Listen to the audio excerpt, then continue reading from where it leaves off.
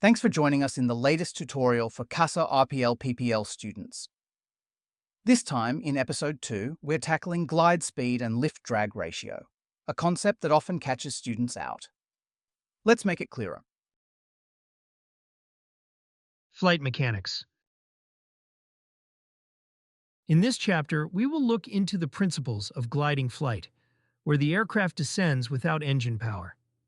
These principles are useful not only in engine-out situations, but also for understanding energy management and efficient flight techniques.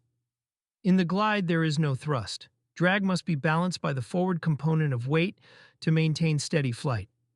Thus, the forward component of weight must be greater, so the flight path angle is increased compared to the power on descent. In the glide, the drag is equal to weight multiplied by the sine of the flight path angle, and lift is equal to the weight multiplied by the cosine of the flight path angle, as in the power on descent. The ratio of lift to drag is known as the glide gradient. It varies with the angle of attack.